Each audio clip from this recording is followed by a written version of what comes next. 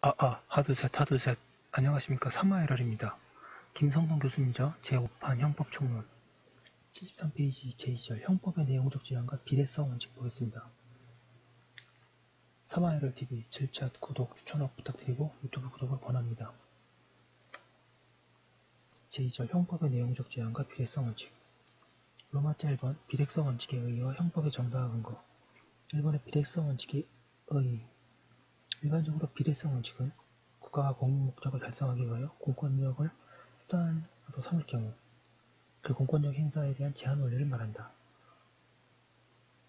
비례성 원칙은 법률을 통한 기본권 제한에 대한 제한 원칙으로 그 법률이 형벌 법규인 경우에도 다행히 적용된다.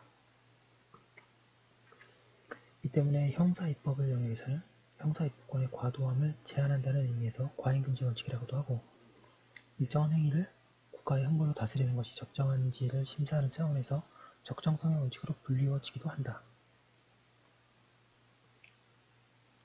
죄형법정주의가 형벌법규의 형식적 요건에 관한 헌법적 지침이고 책임원칙이 형벌법규의 실체 요건에 관한 헌법적 지침인 것과는 달리 비례성 원칙은 어떤 행위가 가벌성의 대상이 될 수 있는가를 심사함에 있어서 형벌법규의 실질적 내용을 제한하는 헌법적 지침이다. 2번에 형법의 헌법적 정당화의 기초와 헌법적 근거.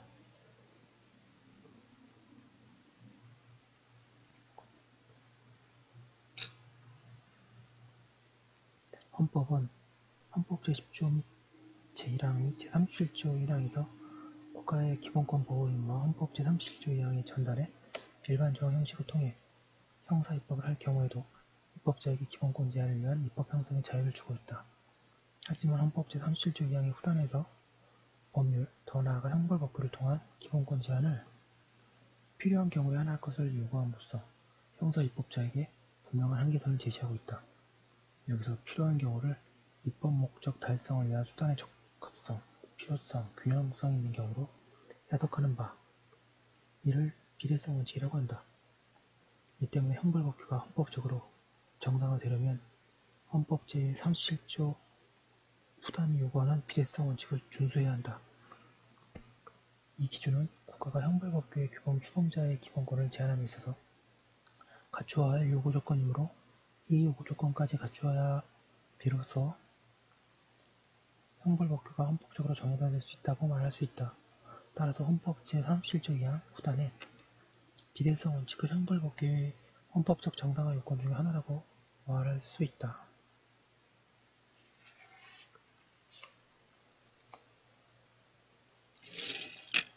74페이지 비례성 원칙과 죄형법정주의의 관계. 비례성 원칙은 죄형법정주의, 평등주의, 책임주의와 같이 형벌법규의 헌법적 정당화 근거들 가운데 하나로서 국민의 기본권 제한을 내용으로 하는 형벌법규가 헌법적으로 정당화되기 위해 충족시켜야 할 요건이다. 죄형법정주의가 해당 형벌법규의 형식적인 측면에서의 정당화 요건인 반면 비례성 원칙은 형벌법규의 내용적인 측면에 관계되는 정당화 요건이다. 이 때문에 비례성 원칙은 어떤 형벌법규가 헌법적으로 정당화될 수 있는지를 심사함에 있어서 죄형법정주의와는 그 배경이나 방향성에서 별개의 독립적인 심사 척도이다. 이러한 관점에서 보면 종래 우리나라의 모든 형법 교과서에서 비례성 원칙의 다른 명칭 또는 그 하위 원칙의 하나인 적정성의 원칙을 죄형법정주의의 원칙의 하나로 분류하고 있는 태도는 잘못된 것이다. 분류이다. 이러한 분류는 비례성 원칙의 헌법적 위상과 무게를 왜소화시키는 분류로서 비례성 원칙의 실질적 의의를 과소평가할 뿐만 아니라 비례성 원칙이 헌법상 형벌법규의 실질적 내용을 그 입법 단계뿐만 아니라 해석 단계에서도 제한할 수 있는 헌법적 척도임을 간과하게 만든다. 물론 그동안 적정성의 원칙을 실질적 의미의 죄형법정주의 원칙이라고 설명함으로써 내용상 비례원칙과 동일하게 다루어 오긴 하였다. 하지만 죄형법정주의는 어디까지나 형벌법규의 외적인 형식적 측면을 문제 삼는 것이라는 점에서 형식적 법치국가 원리의 구체화인 것과는 달리 비례성 원칙은 형벌법규의 내용적 측면을 제한하는 실질적 법치국가 원칙의 반영이라는 점에서 구별하는 것이 바람직하다. 즉 비례성 원칙은 형식적으로 적법한 절차를 거쳐야 제정된 법률이라고 하더라도 마땅히 처벌될 만한 행위만을 대상으로 삼고 그 처벌의 양도 그 행위의 불법과 책임의 양에 상응하도록 해야 한다는 차원에서 정당한 형벌법규를 지향하는 실질적인 법치국가 원칙을 실현하기 위한 헌법상의 지침인 것이다.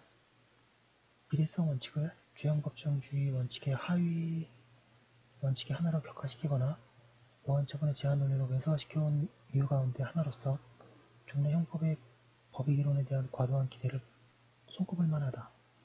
전통적 법익이론은 형법을 실질적으로 제한하는 척도를 헌법상의 비례성 원칙이라고 하지 않고 형법상 법익 개념이라고 믿어왔기 때문이다. 예, 좀 내용 참고하시면 좋고요.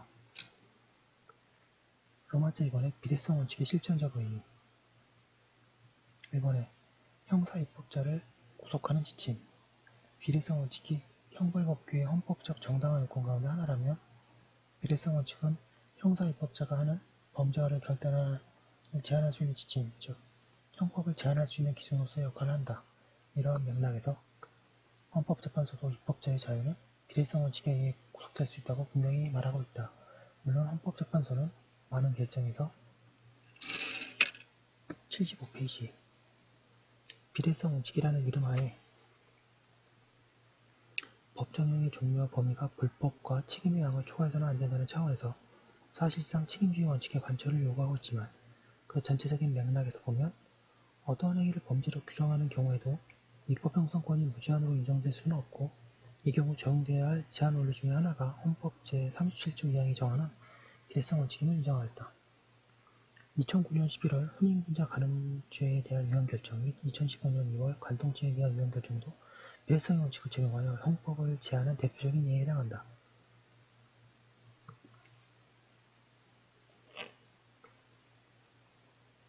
이번에 형법 적용자에 대한 헌법적 해석 지침 비례성 원칙의 형벌법규의 정당화에 대해 가지고 있는 이러한 위상은 형사입법뿐만 아니라 형법 적용 분야에서도 그대로 타당하다.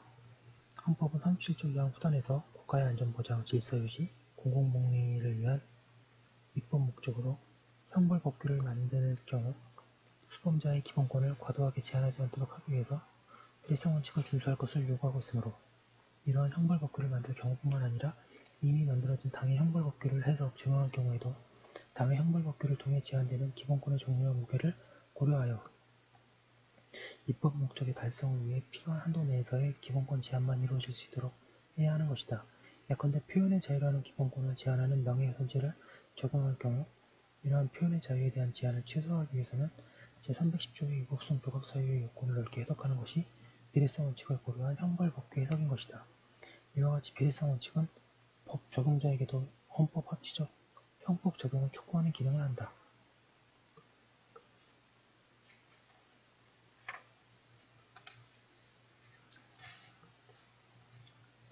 로마자 3번 비례성 원칙의 내용 비례성 원칙은 일반적인 금지 규정과 형벌 법규에 대해 공통되는 심사 기준으로 인정되고 있다. 뿐만 아니라 헌법재판소는 물론 헌법소원의 청구 내용에 따른 것이긴 하지만 비례성 심사를 죄형법정주의나 평등 원칙의 위배 여부에 대해 심사와 동시에 진행하면서 형벌 법규의 경우에는 일반적인 금지 규정과는 달리 76페이지 행위규범과 제재규범을 별도로 심사하고 후자에 대해 심사 기준을 더욱 강화하고 있다. 제재, 실제로 2차 답안 있을 때 어인지 아인지 되게 헷갈리거든요. 앞에는 어, 뒤에는 아입니다. 이 제재. 이 때문에 위헌결정 가운데 형법 및 특별형법상의 제재규범이 법정형의 과잉금지 원칙에 위배된다는 취지의 결정이 주종을 이루고 행위규범의 측면에서 가벌성의 범위가 제한된 사례는 오히려 드문 편이다. 형벌법규의 실질적 내용을 심사하는 비례성 원칙은 수단의 적합성 심사, 필요성 심사, 균형성 심사를 그 내용으로 한다. 예, 매우 중요한 내용이고요.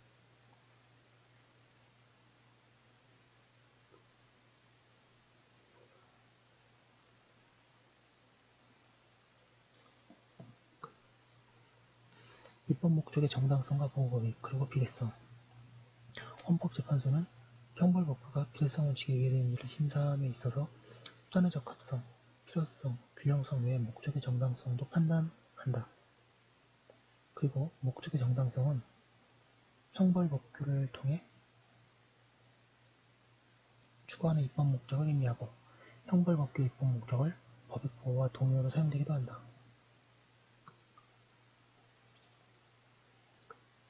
하지만 입법자는 어떤 목적을 추구할 것인지 원칙적으로 입법자의 형성의 자유에 속하는 것으로 보기 때문에 지금까지 입법 목적의 정당성이 부정된 예는 드물다. 이 때문에 형사입법자는 자유민주적 기본 질서를 파괴할 목적으로 만드는 법률과 같이 명백하게 헌법 질서에 반하는 입법 목적을 내세우지 않는 한 어떠한 법이라도 당의 형벌법규의 보호법익으로 내세울 수 있다. 이와 같이 보호법익이 입법자의 형법 구상을 제한하여 형벌법규를 필탈하는 역할을 하는 경우란 그 보호하고자 하는 바가 명백히 헌법 질서에 반하는 경우에 그칠 뿐이다. 이러한 맥락에서 보더라도 헌법국가에서 입법자의 입법 형성권을 제한함으로써 형법을 제한하는 것은 입법 목적 또는 형법의 법익 개념이 아니라 헌법의 필요성 원칙이라고 하지 아니할 수 없다. 2009년 11월 헌법재판소는 혼인빙자 간음죄가 남녀 평등의 사회를 지향하고 실현해야 할 국가의 헌법적 의무, 헌법 제36조 1항에 반하는 것이자 여성을 유아시함으로써 여성을 보호한다는 명명 아래 사실상 국가 스스로가 여성의 성적 자기결정권을 부인하는 것 등을 근거로 삼아 이례적으로 입법 목적의 정당성을 부정하였다. 이 죄를 통해 보호하고자 하는 여성의 성적 자기결정권이 여성의 존엄과 가치라는 헌법 질서에 역행하기 때문이라는 것이다. 그러나 헌법재판소는 혼인빙자 간음죄의 입법 목적의 정당성을 부정하는 것과 동시에 수단의 적합성, 필요성, 균형성도 부정함으로써 혼인빙자 간음죄가 비례성 원칙에 위배되는 것임을 분명히 하였다.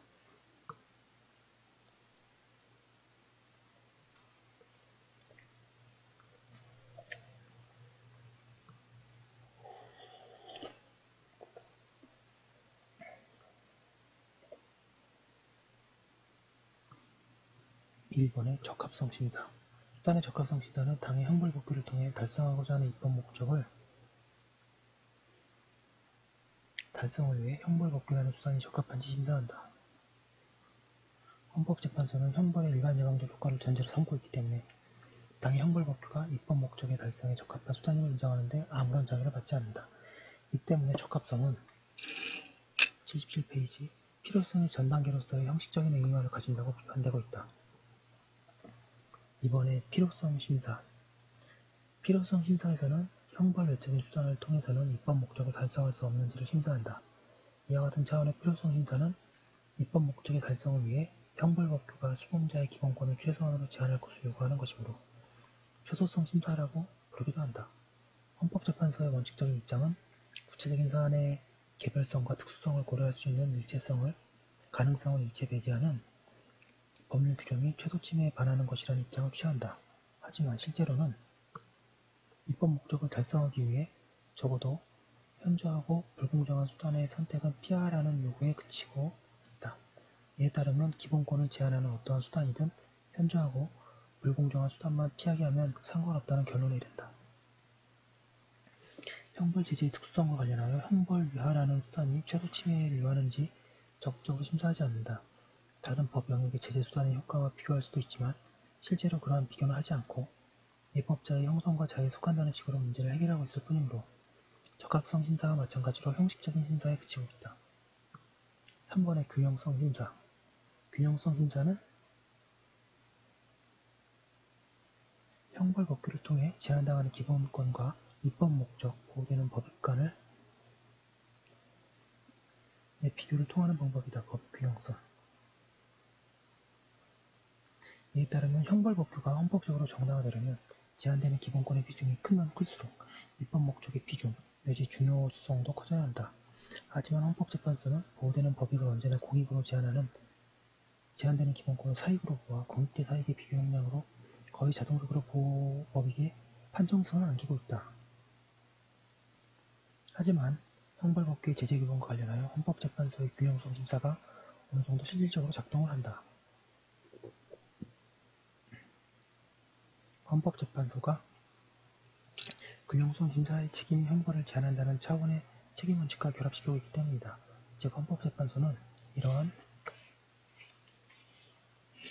78페이지 의미, 책임원칙이 법치국가의 내재의 원리로서 헌법 10조에서 노출되는 헌법적 지위를 부여하면서 책임의 존재 및 책임의 정도에 따라 형정이나 형량이 결정될 수 있다는 태도를 보이고 있는 것이다. 이에 따르면 책임은 불법의 크기에 따라 결정되고 불법은 결과 불법의 측면에서 법익과 관련되기 때문에 결국 법익 서열화 내지 법익 침해의 방법 내지 강도에 따라 형벌의 양을 결정하게 된다. 그 결과 헌법재판소에 의해 과잉금지 원칙이 위배됨을 이유로 위헌 선언된 형벌법화가 드물지 않게 나왔다. 하지만 헌법재판소가 책임원칙을 균형성 심사에 고려한다면 이를 양형 책임의 측면에서만 고려할 것이 아니라 형벌 근거 책임의 측면에서도 보다 적극적으로 고려할 필요가 있다. 이를 통해 형법의 최우선성을 확보하는 결론을 얻을 수 있기 때문이다. 즉, 책임의 근거가 되는 불법의 양이 경미한 경우 책임의 무게와 보호법익의 중요성 간의 균형성 결여를 이유로 형벌 부과 자체를 부정하는 결론을 나아갈 수 있기 때문이다. 이러한 적극적인 심사가 가능함에도 불구하고 입법자의 입법 재량을 의문하면서 형벌법규를 제한할 가능성을 외면한 채 정면 대결을 피한다. 예컨대 헌법재판소는 역사, 문화, 시대 상황, 국민 일반의 가치관 내지 법감정, 그리고 범죄 예방을 위한 형사정책적 측면을 고려해야 한다는 식으로 형벌법규가 가지는 무게를 분산시키고 있는 것이다. 예, 좀 어려우실 수도 있는데요. 여러 번 읽으시면서 정리하시면 되고, 그 다음에 여기 지금 보고 있는 게 비례성 원칙의 내용이거든요. 우리가 비례성을 여기서 처음 보는 게 아니라 헌법재판소 판례에서 비례성을 많이 접했기 때문에 혹시 뭐 용어가 좀 다르거나 이래도 혼란이 있으셔도 형법에서는 이렇게 얘기하는구나 이렇게 받아들이셔도 좋습니다. 특히 형총에서도 이 앞부분이 특히 어려운데요. 이 부분만 넘어가면 다 잘 이해되실 겁니다. 비례성 원칙에 위배되는 것으로 결정된 사안과 위배되지 않는다고 결정된 사안이 있는데요. 78페이지에 비례성 원칙에 위배되는 것으로 결정된 사안, 헌법재판소가 균형성 심사에서 과잉금지 원칙에 위배한다는 결정을 내린 경우로는 1번에 과실로 사람을 치상하게 한 자가 고행위를 하지 아니하고 도주하거나 고의로 유기함으로써 치사의 결과에 이르게 한 경우 살인죄와 비교하여 그 법정형을 더 무겁게 정하고 있는 특별범죄 가중처벌 등에 관한 법률 제5조 2.3 제2항 제1호 도주차량 운전자의 가중처벌 비례성 원칙의 위배. 2번에 살인죄보다 하한이 무거운 군용물 절도죄의 경우 비례성 원칙 위배. 3번에 피고인의 소환불응에 대하여 전 재산을 몰수를 규정한 반국가 행위자의 처벌에 관한 특별조치법 8조의 경우 비례성 원칙 위배. 4번에 야간에 행해지고 흉기, 기타 유험한 물건을 휴대하였다는 사정만으로 일률적으로 5년 이상의 유기징역형에 처하도록 규정한 폭처법 비례성 원칙 위배. 5번에 상관살해에 유일한 법정형으로 사용을 규정하고 있는 고령법 제53조 1항 등이 있다. 수단과 의 적합성과 필요성 또는 법익 균형성의 심사를 통해 과잉금지 원칙이라고 못하는 것 같습니다. 위배된다고 결정을 내린 경우로는 동그라미 2번에 남성의 성적 자기결정권 및 사생활의 비밀과 자유를 과잉 제한하는 것으로 본 혼인임자 간음죄의 규정 동그라미 2번에 국민의 성적 자기결정권 및 사생활의 비밀과 자유를 침해하는 것으로 헌법에 위반된다고 한 간통죄 규정 등이 있다. 79페이지에 비례성 원칙이 위배되지 않는다고 결정된 사안. 반면에 헌법재판소는 동그라미 2번에 형법 제337조 강도상해죄의 법정형의 하한이 살인죄의 법정형 하한보다 높은 경우 비례원칙이 위배되지 않는다. 왜냐하면 강도상해죄는 정말 나쁜 문제니까요. 그죠? 2번에 특가법 5조 3 제1항 이후 상해죄나 중상해죄보다 법정형을 무겁게 한 것. 비례성 원칙에 위배되지 않는다. 동그라미 3번에 흉기, 기타 위험한 물건을 휴대하여 재물손괴죄를 범한 자에게 1년 이상의 징역에 처하도록 한 폭처법 조항의 과잉금지 원칙이 위배되지 않았고 4번에 성폭력 범죄자에 대한 전자감시 제도는 보안처분이기 때문에 전자감시 부착명령의 선고는 특정 범죄 사안의 양형에 유리하게 선고되어서는 안 된다는 법 규정은 평등원칙, 과잉금지 원칙, 형벌에 관한 일사불질의 원칙이 그대로 적용되지 않는다고 한다고 하고 있습니다. 예, 좀 속도를 과하게 냈는데요. 결론은 비례성의 원칙, 형식적인 게 아니라 내용적으로도 비례성의 원칙에 맞아야 한다. 얘기를 하고 있습니다. 여기까지 한번 올려두고 또 다음 거 이어서 하겠습니다. 예, 잠시만요.